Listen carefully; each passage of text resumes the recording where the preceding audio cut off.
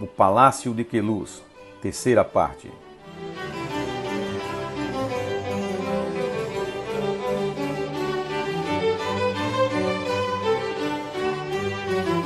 No programa passado, conhecemos no Palácio de Queluz várias salas, entre elas a do trono, dos azulejos, de música, até chegarmos ao pavilhão Robion. Robion foi o arquiteto que fez algumas modificações no Palácio de Queluz. De origem francesa, este arquiteto deu um toque especial ao Palácio Real. É nesta parte do Palácio de Queluz que fica o quarto Dom Quixote, em homenagem ao escritor espanhol Cervantes. Foi aqui que nasceu o proclamador da independência e o primeiro imperador do Brasil, Dom Pedro I, o Duque de Bragança, ou Pedro IV para os portugueses, e o Rei Soldado para o povo. Dom Pedro I teve um papel decisivo nos destinos tanto do Brasil como de Portugal.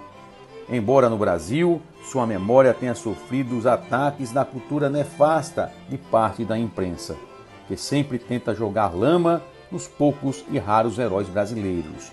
Atitude bem característica da falta de formação cultural. Pedro I foi responsável não só pela independência do Brasil, mas também pela união dos estados brasileiros e a formação do maior país da América Latina. Sua vida pessoal foi alvo de ataques dos inimigos, principalmente aqueles que sempre conspiram no Brasil contra o próprio país, em favor de seus interesses pessoais. Pedro I abdicou do trono no Brasil em favor de seu filho, Pedro II. O objetivo foi socorrer Portugal da tirania de seu irmão, Dom Miguel, que iniciou uma guerra civil na cidade do Porto, em Portugal. Vamos agora conhecer os aposentos onde nasceu e faleceu o primeiro monarca brasileiro e defensor perpétuo do Brasil, Sua Majestade Pedro de Alcântara Francisco, Antônio Carlos Xavier de Paula, Miguel Rafael Joaquim José Gonzaga Pascal, Cipriano Serafim de Bragança e Bourbon. Iniciamos a nossa visita a estes aposentos, ou seja, o quarto Dom Quixote, acompanhado do nosso guia Pedro Cobrado, que trabalha no Palácio de Sintra há mais de 10 anos.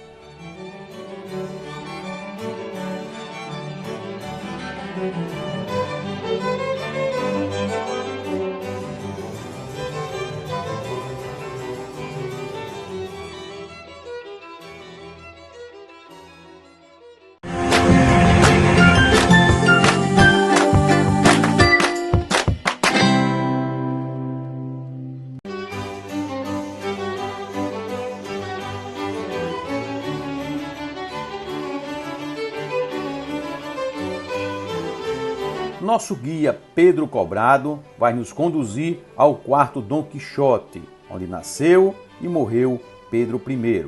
Mas antes, ele nos mostra as telas onde tem as imagens de Pedro, ainda criança, adolescente e como imperador do Brasil, e até a sua sela, que usava em seus cavalos.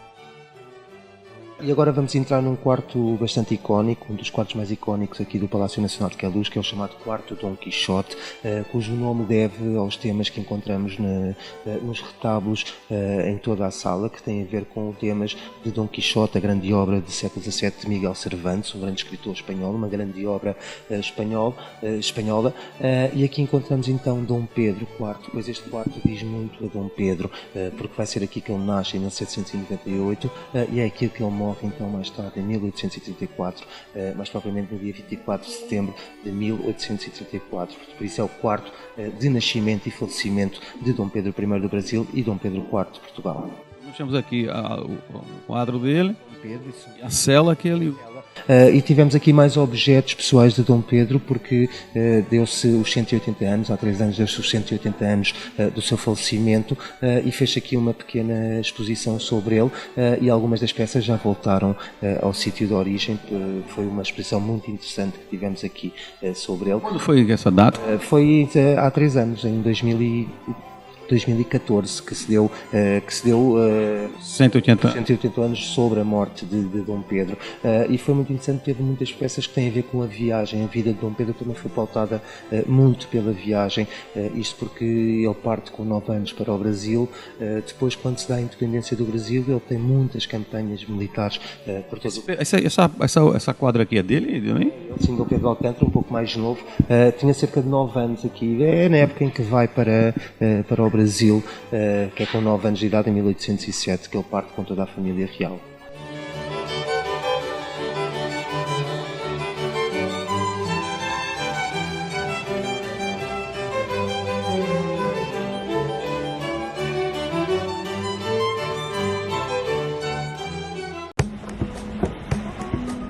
Nós, portugueses, somos de abraço.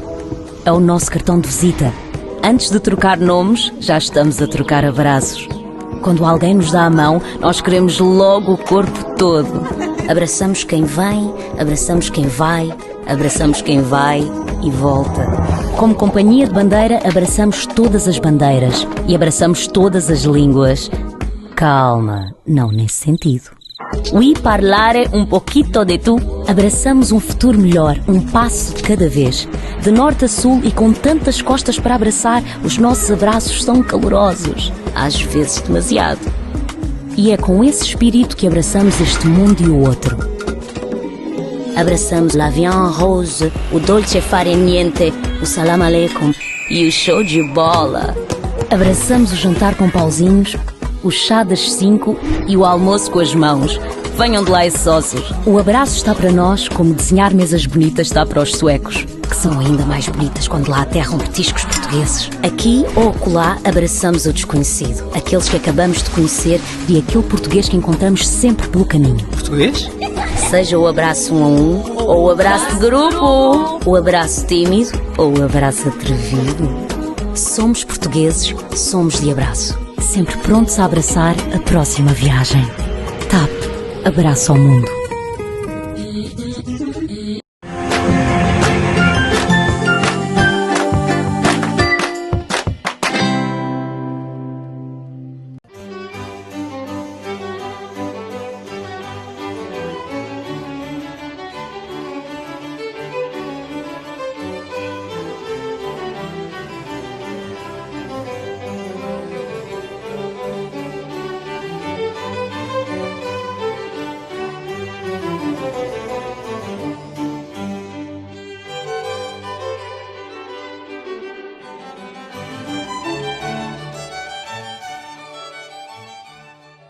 Vamos agora entrar no quarto Dom Quixote, onde encontramos a diretora do Palácio de Queluz, a doutora Inês Ferro, que nos concedeu entrevista.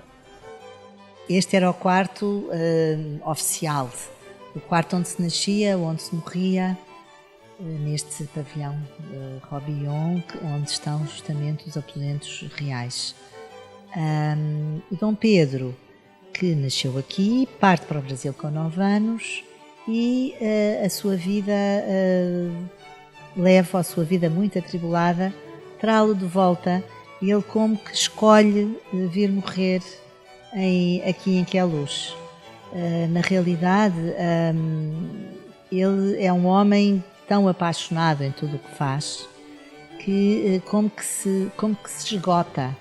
E digamos que o período final da vida dele, o ano em que passou no cerco do Porto, não nos esqueçamos que num espaço de um ano, Dom Pedro abdica de 2 coroas do Brasil, no futuro Dom Pedro II, na de Portugal em favor da Dona Maria II, atravessa o Atlântico, passa por Inglaterra, por Paris, reúne o exército nos Açores e entra no Porto, isto tudo num espaço de um ano, e entretanto nasce-lhe até a única filha que tem com a Imperatriz Amélia, que nasce em Paris, e entra no Porto. E no Porto tem uma vida duríssima, onde dorme 5 horas por noite, está sempre na primeira fila do exército, debaixo das balas, sofrendo grandes privações, expondo-se muito, e a sua saúde ressente-se. E quando ele volta em 33, ganhador da guerra, desta guerra fratricida contra o irmão do Miguel, é já um homem muito doente.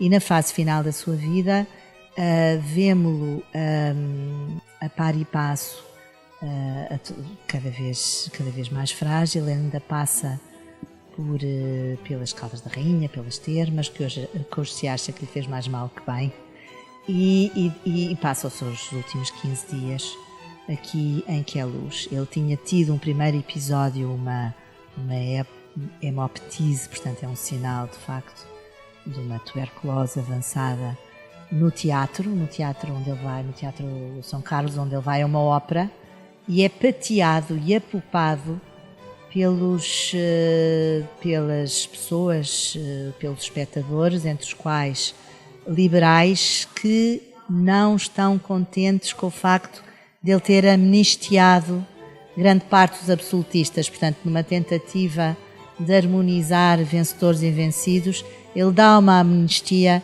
aos seguidores de Dom Miguel, que, como sabemos, após a convenção de Évora-Monte, é exilado e sai do país.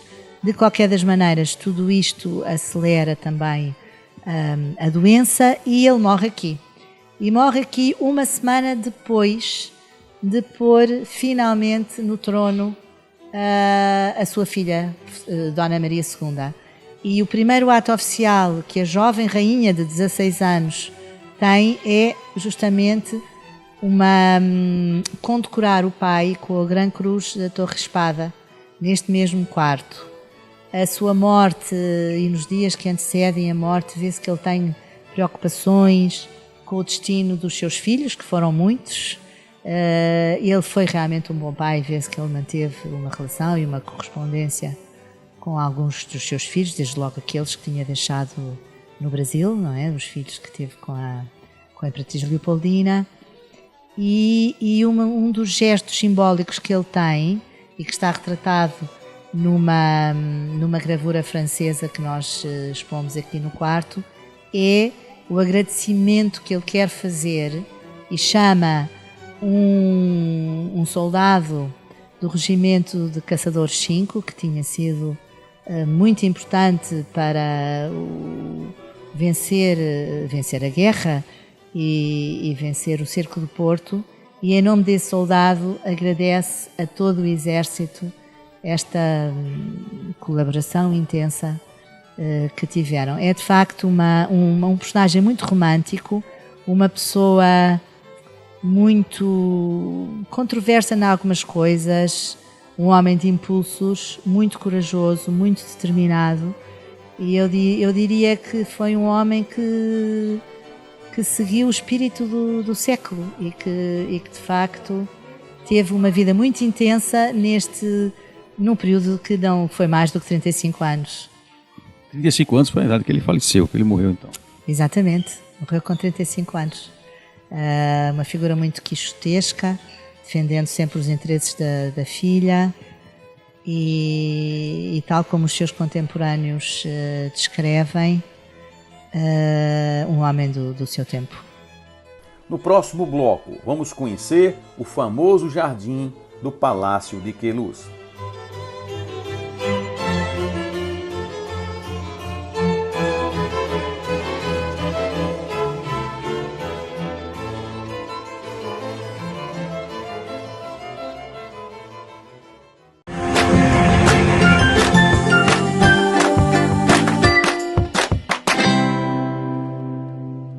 Seuni, há 15 anos seu futuro começa aqui.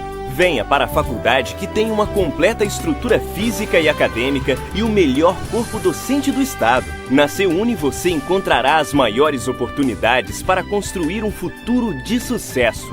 Com cursos que você conhece e aprova: Direito, Enfermagem, Ciências Contábeis e Administração. Faculdade Seuni. Há 15 anos seu futuro começa aqui.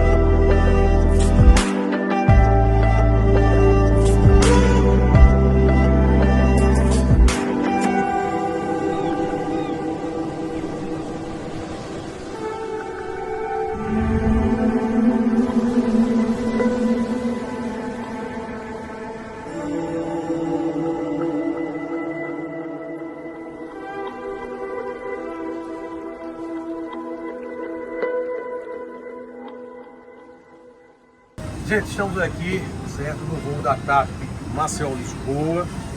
A aeronave é um Neo 321 Long Ranger, tá certo? Aqui é a classe executiva, temos 16 poltronas bem confortáveis, deita, certo, praticamente na horizontal, com um serviço de bordo primoroso, muito espaço, muito conforto. Certo? E agora a gente vai conhecer aqui a parte, certo, da extra executiva, que é a Comfort. Então, o espaço é um pouco maior aqui, ó, há mais conforto. Mostra aqui esse espaço aqui, ó, bem generoso mesmo aqui. A aeronave oferece realmente condições de um voo mais longo. Essa aeronave também, ela tem, vamos dizer assim, a modernidade tecnológica. O consumo de combustível é muito pouco, dentro do padrão da aeronave, né, dos aviões, e que assim, também tem sustentabilidade, ou seja, há, na verdade, uma queima, né, carbono, pouco carbono queimado, então preserva justamente a camada de ozônio. Então tem essa preocupação da sustentabilidade no Neo 321 Long Ranger. Estamos aqui, até aqui é a Comfort, onde é um espaçamento maior, e aqui atrás vai ser, vamos dizer assim, a econômica. Não é tão apertada. Chega aqui, por favor. Mostra aqui um pouquinho esses espaços aqui. Aí, isso, aí, ó. Tá bem? Tem um cardápio de bordo muito bom. É servido jantar, lanche, pequeno almoço, como chamam em Portugal, café da manhã. E também, antes de chegar a Lisboa, um lanche, né, às 10. Então saímos daqui às 8h45, 20h45, e chegamos por volta das 10 horas lá em Lisboa, no aeroporto Humberto Delgado. Então este é o voo Maceió-Lisboa, 3 frequências por semana, às terças, às quintas e aos sábados, tá? Então um voo confortável, 7h30, você passa uma noite muito boa, assistindo um filme, tomando um bom vinho e fazendo uma boa refeição. Assim é a TAP, tá bem?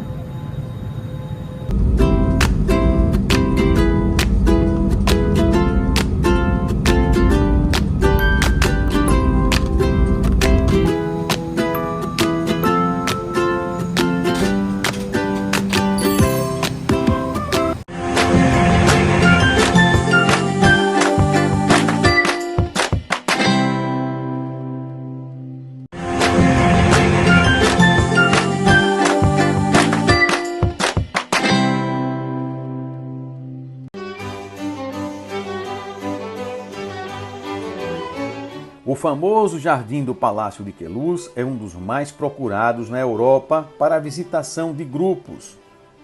Diariamente, milhares de turistas percorrem as salas e os jardins do Palácio de Queluz. A área mais visitada do palácio são os jardins, com muito verde e onde a família real passava suas horas de lazer. Até um canal artificial, imitando os canais de Veneza, foi construído para se passear de gôndola. Fontes e esculturas ornamentam o belíssimo jardim.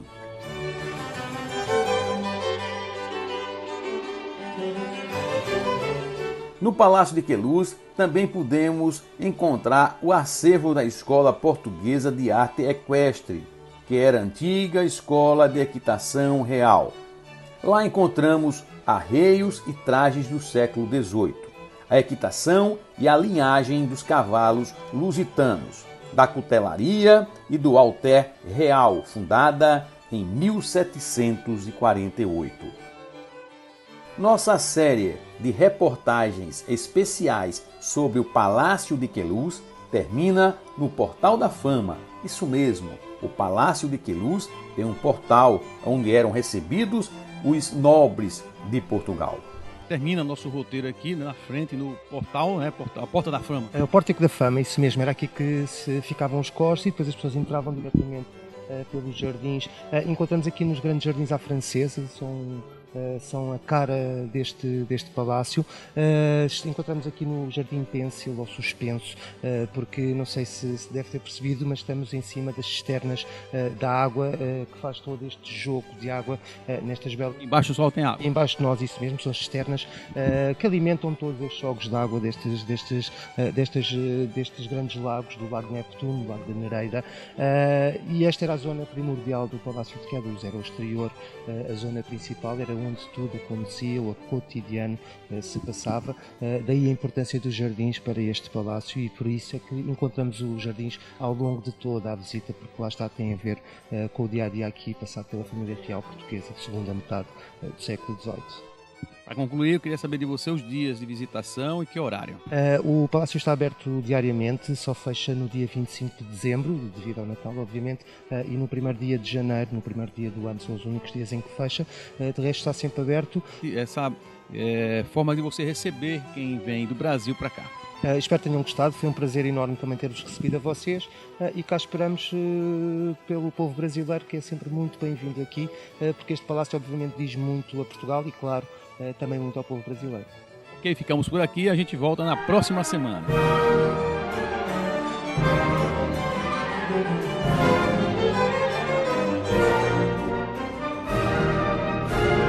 As cortes de Portugal querem nos escravizar. De hoje em diante, as nossas relações estão cortadas. Eu nada mais quero do governo de Lisboa. Nenhum laço nos une mais. Pelo meu sangue, pela minha honra e pelo meu Deus, juro promover a independência do Brasil. Independência ou morte! Independência ou morte!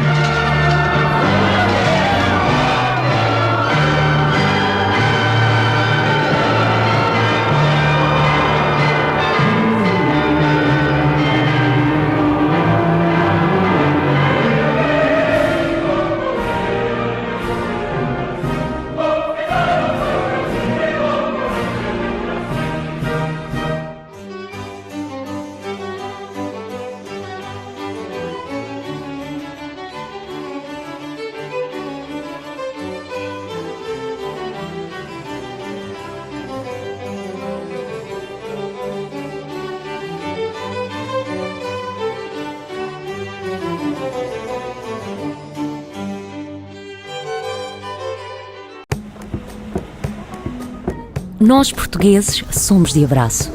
É o nosso cartão de visita. Antes de trocar nomes, já estamos a trocar abraços. Quando alguém nos dá a mão, nós queremos logo o corpo todo. Abraçamos quem vem, abraçamos quem vai, abraçamos quem vai e volta. Como companhia de bandeira, abraçamos todas as bandeiras e abraçamos todas as línguas. Calma, não nesse sentido. Oui parlare un poquito de tu. Abraçamos um futuro melhor, um passo de cada vez. De norte a sul e com tantas costas para abraçar, os nossos abraços são calorosos, às vezes demasiado. E é com esse espírito que abraçamos este mundo e o outro. Abraçamos la viande rose, o dolce fare niente, o salam aleikum e o show de bola. Abraçamos o jantar com pauzinhos, o chá das 5 e o almoço com as mãos. Venham de lá esses ossos. O abraço está para nós como desenhar mesas bonitas está para os suecos, que são ainda mais bonitas quando lá aterram petiscos portugueses. Aqui ou acolá abraçamos o desconhecido, aqueles que acabamos de conhecer e aquele português que encontramos sempre pelo caminho. Português? Seja o abraço 1 a 1, ou o abraço de grupo, o abraço tímido ou o abraço atrevido. Somos portugueses, somos de abraço. Sempre prontos a abraçar a próxima viagem. TAP, abraço ao mundo.